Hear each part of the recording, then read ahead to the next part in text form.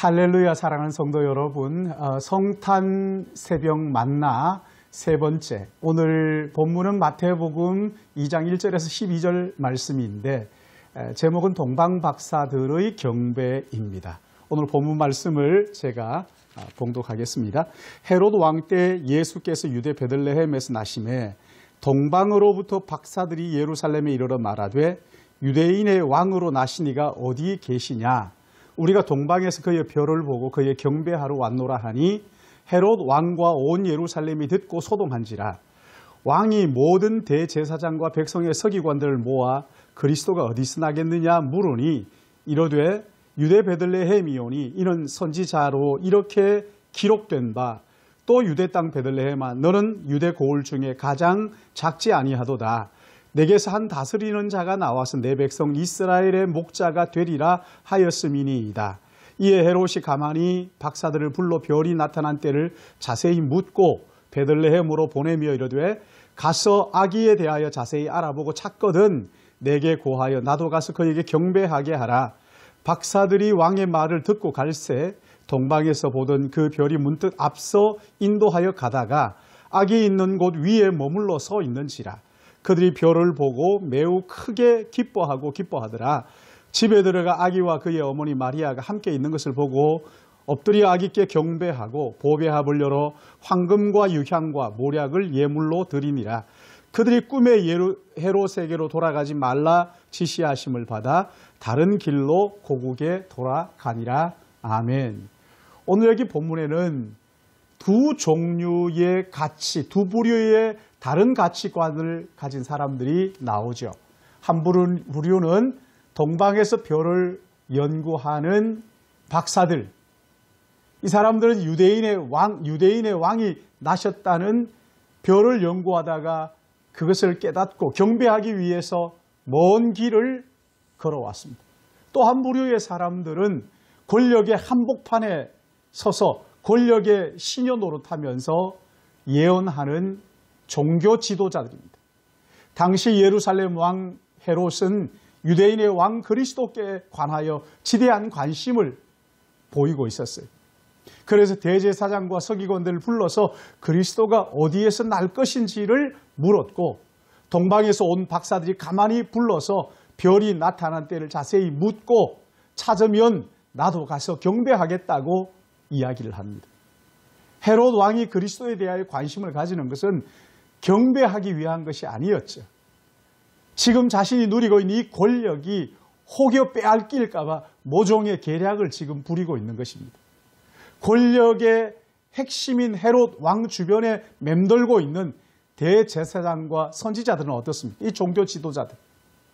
왕 그리스도가 어디서 나겠느냐 물을 때 구약의 예언을 가지고 정확하게 대답합니다.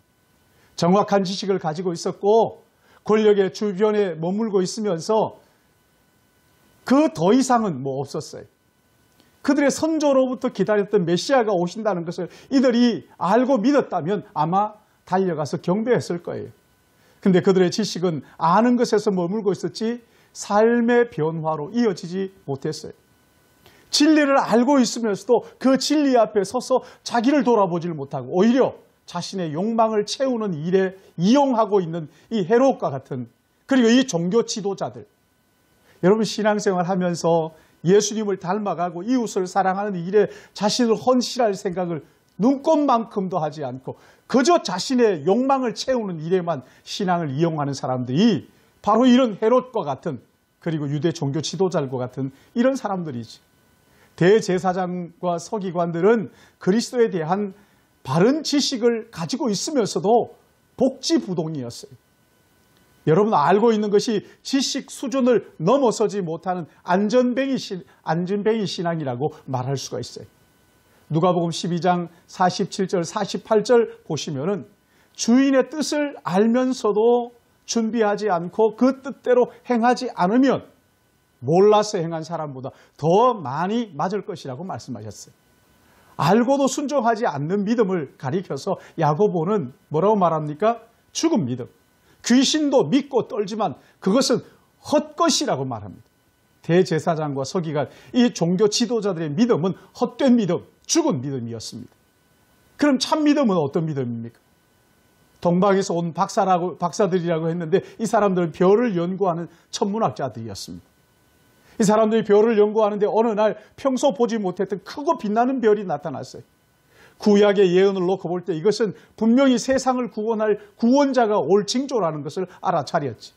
그리고 짐을 꾸리고 별을 따라서 그리스도께 경배하기 위한 여정을 시작하는 것입니다. 여러분, 이게 신앙생활입니다.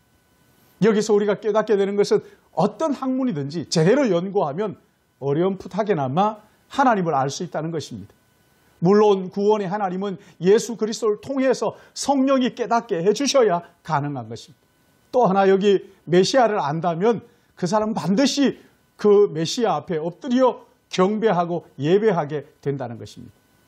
예수님을 믿는다고 말하고 안다고 말하면서도 예배에 소홀하다는 것은 모르고 믿지 않는다는 것이지. 여러분, 거리가 얼마나 먼가 문제가 되지 않습니다. 중요한 것은 메시아를 안다는 것입니다. 동방박사들은 별을 연구하다가 메시아가 오셨다는 것을 깨달았어요. 그리고 그분 앞에 경배드리기 위해서 미지의 여정을 출발했던 것입니다.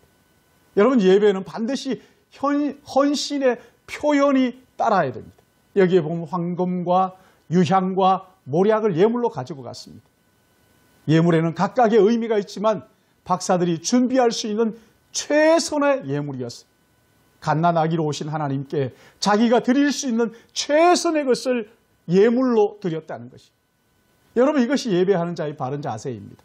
그리고 그들은 하나님의 말씀에 인도하심을 순종해서 매우 크게 기뻐하면서 헤롯을 비켜 자기 고국으로 돌아갔습니다. 하나님을 진심으로 경배하는 자는 여러분, 시험에 들지 않도록 인도해 주시는 것을 믿으시기 바랍니다. 혹시 시험에 빠졌을지라도 악에서 건져주시고 기쁨에 기쁨을 더하시는 줄로 믿으시기 바랍니다.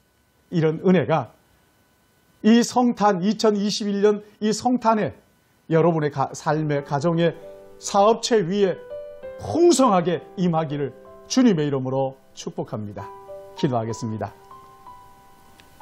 2000년 전에 이 땅에 낮고 천한 말구유에 육신을 입으시고 갓난아기의 모습으로 우리 가운데 임하신 하나님을 찬양합니다. 믿음의 눈을 열어볼 때 그 초라한 그리고 그 말구유에 난 아기 예수 그 속에 하나님의 영광이 있었고 은혜와 진리가 충만했다고 하나님 아버지 우리의 눈을 열어 우리 구주 예수 그리스도 그분 속에 감추어져 있는 하나님의 영광을 보게 하여 주시옵시고 아버지 하나님, 하나님의 그 은혜가 다스리는 나라, 진리가 충만하여 주님 이 땅의 약육강식의 원리를 깨트리고 뛰어넘어 하늘나라의 그 영적 질서가 우리 안에 펼쳐지도록 인도하여 주시옵시고 하나님 아버지 우리가 이 땅에서 어떻게 살았느냐를 가지고 주님 앞에 평가받는 것이 아니라 그야말로 예수 그리스도 그분의 공로로 말미암아 하나님 앞에 서서 은혜로 말미암아 평가받는 그리하여 하나님의 자녀로 영원히 영생을 누리는 저희들 되게 불러주셨사오니 아버지 하나님 날마다 그 은혜의 나라 은혜가 왕노릇하는 예수 그리스도의 그 나라를 꿈꾸고 묵상하고 생각하며 이 땅에 하나님의 나라를 보여주는 천국의 창문으로 살아갈 수 있도록 인도하여 주시옵소서. 하나님 아버지 이 성탄절에 하나님 아버지 우리 모두가 주님의 그 기쁨 동방박사들이 별을 보고 기뻐하고 또 기뻐했던 것처럼 메시아를 우리 마음에 모시고 기뻐하고 또 기뻐하는 우리의 삶이 되게 하시고 이 기쁨을 우리 주변에 조용하게 전달하고 전하고 선포하는 그런 성탄이 되기를 소원하옵고 이 하루 주님 앞에 의탁하며 예수님의 이름으로 기도드리옵나이다. 아멘.